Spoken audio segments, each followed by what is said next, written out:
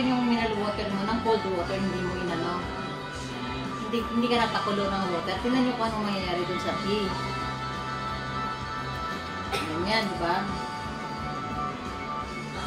Ayaw lumabas.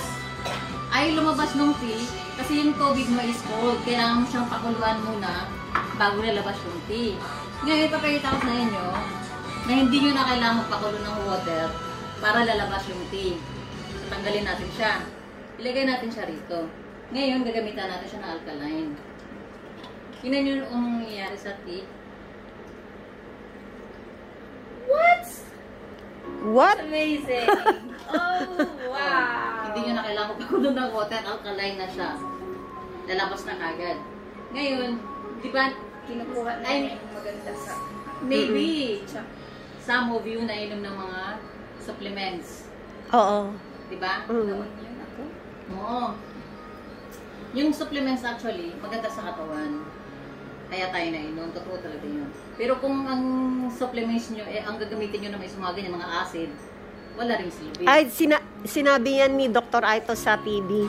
Sabi niya, kung kahit umiinom kayo ng supplement, mas maganda daw kung alkaline. Alkaline, syempre. Kasi wala rin kasing silbi yun. Nainom nga kayo. Yung tubig nyo acid naman, wala rin. Plus minus lang nangyayari dun.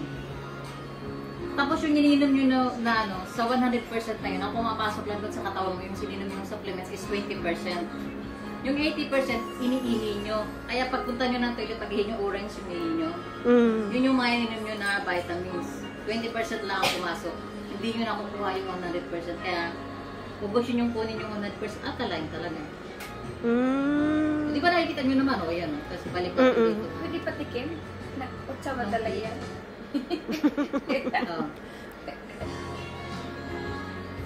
O, di ba, o. Wow. Oo nga, ano. O, yan, o. Kunti lang yung kulay niya, di ba? O, di ba, ganun ko na para masabi yung hindi ko ginalaw. O, yan pa rin siya. O, yan ang kulay niya. So, lagyan ko uli siya kasi nagamit na siya, eh. O. Lagyan ko siya uli kung nilalabas pa rin ba. Ay, oo nga. Di ba? Oo. Ganon ang water. Hindi ito magic, totoo ito. Ang water talaga is talagang karugtong ng ating buhay. Essential. Oo, yan ang Water karugtong is ng life. buhay. So, okay na tayo dito. Hindi magic yan na, totoo yan na. So, gets na. Kasi ngayon, last. Okay, gets